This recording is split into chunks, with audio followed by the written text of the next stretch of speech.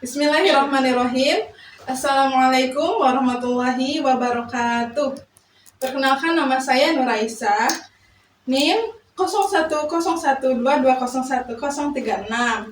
Nah, saya berasal dari kelas 6A PAI Kuantitatif dan kampus STAI Dr. KHZ Mutakin Purwakarta.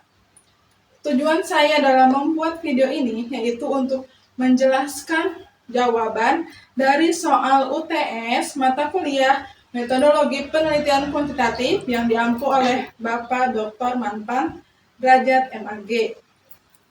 Baik, teman-teman, langsung saja kepada nomor 1, yaitu Bapak memerintahkan untuk menjelaskan poin-poin karakteristik. Yang mana poin pertama tentang desain. Desain merupakan rancangan atau bisa dibilang peta konsep yang menjadi acuan untuk peneliti dalam menggambarkan langkah-langkah yang harus dilakukan oleh peneliti, yang mana desain tersebut harus dibuat berdasarkan sifat yang rinci, jelas, dan juga spesifik. Kemudian poin yang kedua yaitu tentang tujuan, yang mana tujuan penelitian kuantitatif tersebut memiliki 3 poin utama. Yang pertama yaitu untuk menguji teori terdahulu. Yang kedua, untuk melihat hubungan antar variabel X dan variabel Y atau variabel bebas dan variabel terikat. Yang terakhir, tujuan dari penelitian kuantitatif merupakan untuk membuat kesimpulan yang lebih luas atau mengeneral. Kemudian poin yang ketiga itu adalah teknik pengumpulan data, di mana kita itu kan membutuhkan data yang valid atau akurat. Nah, jadi kita memerlukan beberapa teknik yang dilakukan agar kita bisa memperoleh data yang valid tersebut. Nah, teknik yang bisa kita lakukan dalam memperoleh data penelitian kuantitatif diantaranya pertama yaitu dengan menggunakan kuesioner atau bisa berupa angket, yang mana isinya itu berupa pertanyaan atau pernyataan yang disebarkan kepada responden menggunakan skala Likert. Yang kedua, wawancara langsung atau wawancara terstruktur, yang mana sesi wawancara ini harus direncanakan, kemudian wawancara tersebut tidak boleh asal-asalan dalam mempertanyakan pertanyaannya. Maka dari itu, wawancara dalam penelitian kuantitatif ini harus terstruktur kepada responden yang berbeda tetapi dengan pertanyaan yang sama. Kemudian ada yang ketiga yaitu observasi, yang mana observasi tersebut sang peneliti turun langsung ke lapangan menyaksikan kejadian langsung di lokasi, kemudian dengan membawa instrumen-instrumen yang harus diisi oleh peneliti tersebut dalam memperoleh data. Nah, teman-teman, kemudian poin keempat itu dalam karakteristik penelitian kuantitatif ada berupa data, aspek data. Nah, aspek data yang diperlukan bisa dan harus berupa numerik atau angka, yang mana angka tersebut harus bisa diukur dan harus bersifat objektif atau nyata. Nah, yang kelima yaitu berupa sampel. Sampel itu merupakan sebagian dari populasi atau keseluruhan objek yang diteliti. Nah, di dalam sampel tersebut harus bersifat ruang lingkup yang besar, kemudian harus bersifat representatif atau si sampel itu harus bisa menggambarkan keseluruhan dari populasi. Nah, kemudian sedapat mungkin harus random atau berbagai macam sampel. Nah, yang terakhir, sampel tersebut harus sudah direncanakan atau harus sudah ada sejak awal perencanaan penelitian. Jadi poin yang sekarang yang keenam ya. Keenam itu adalah aspek analisis, di mana analisis data ini dilakukan setelah pengumpulan data yang kita dapat. Nah, jika sudah selesai kita dapat data tersebut, barulah kita menganalisisnya agar data tersebut akurat dan tidak semu atau tidak setengah-setengah. Kemudian analisis ini cara berpikirnya dimulai dari teori atau hipotesis yang kita susun, baru dicek datanya apakah mendukung atau tidak. Artinya cara berpikirnya itu bersifat deduktif. Nah, kemudian yang ketiga, analisis ini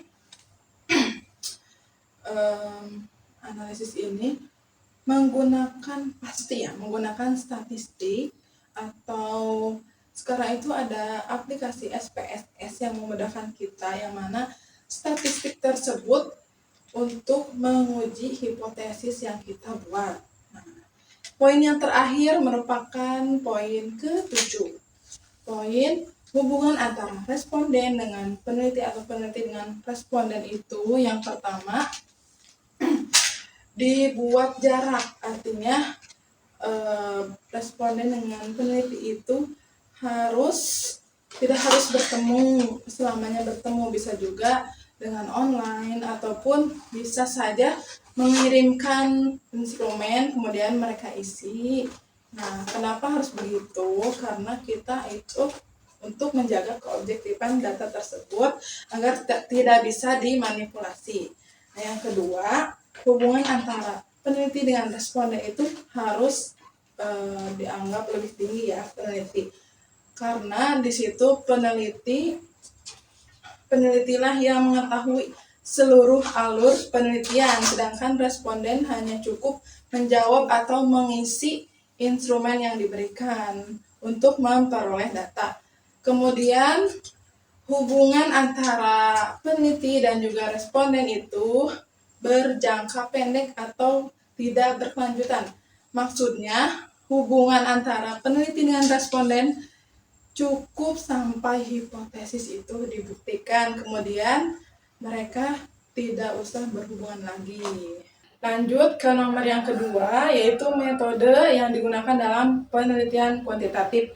Yang pertama ada metode eksperimen atau percobaan, yang mana metode tersebut digunakan oleh peneliti dengan membagi dua kelas. Yang pertama ada kelas eksperimen, yang kedua ada kelas non-eksperimen atau kelas kontrol. Nah, kelas eksperimen ini dilakukan treatment atau perlakuan khusus menggunakan metode atau model yang ingin peneliti lakukan gitu. Kemudian ada juga kelas kontrol. Kelas kontrol tersebut tidak dilakukan treatment apapun, yang mana proses tersebut berjalan seperti biasanya. Nah, yang kedua itu ada metode eksperimen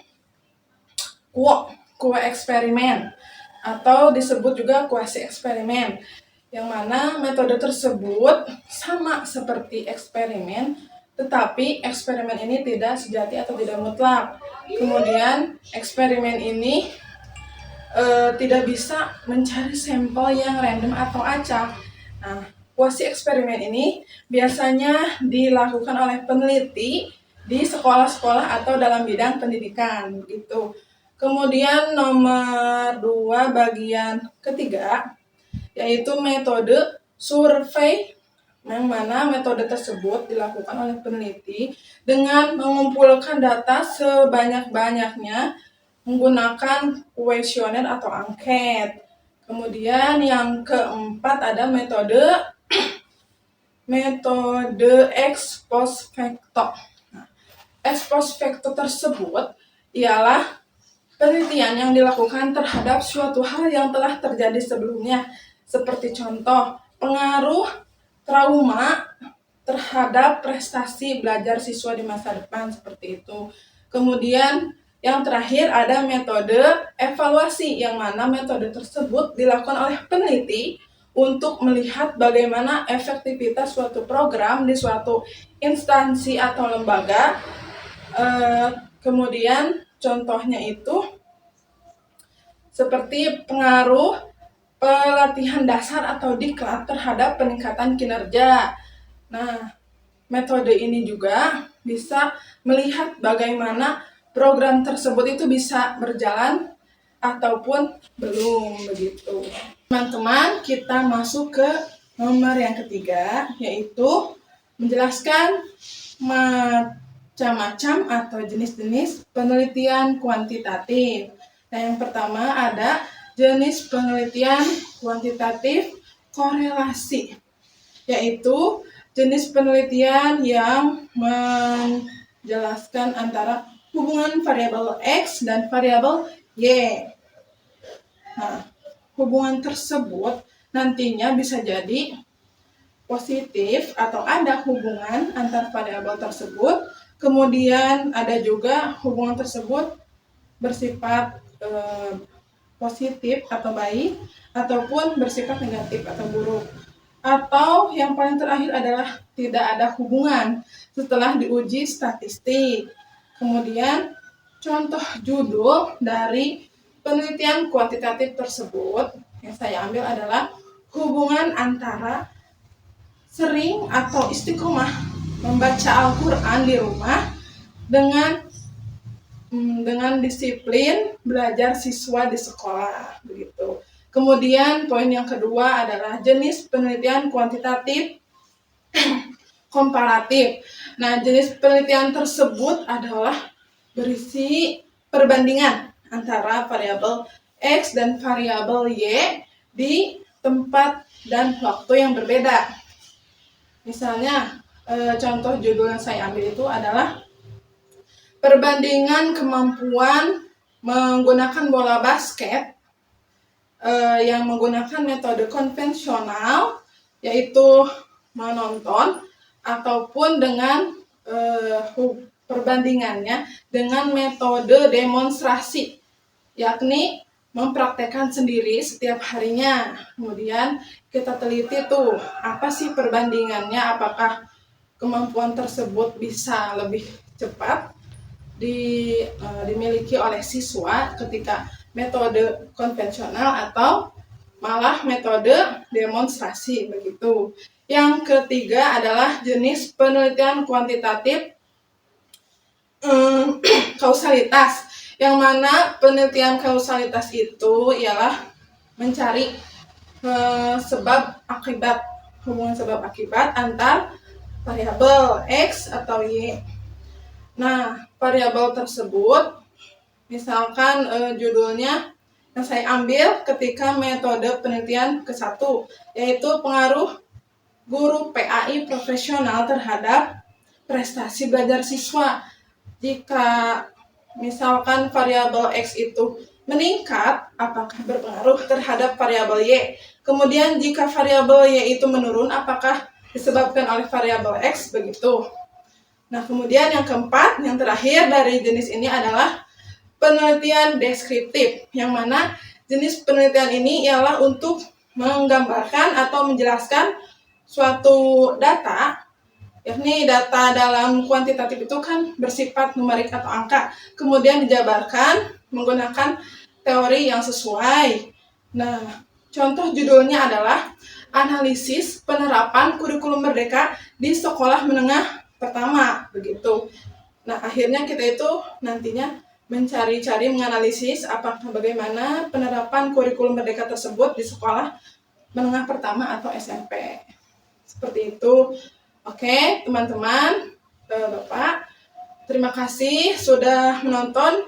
Alhamdulillah dari nomor 1 sampai nomor terakhir bisa berjalan dengan lancar. Semoga apa yang saya sampaikan dapat bermanfaat dan menambah wawasan teman-teman semua yang menonton. Terima kasih atas perhatiannya. Kurang lebihnya mohon maaf karena saya masih dalam tahap pembelajaran. Wabillahi taufiq wal hidayah. Wassalamualaikum warahmatullahi wabarakatuh.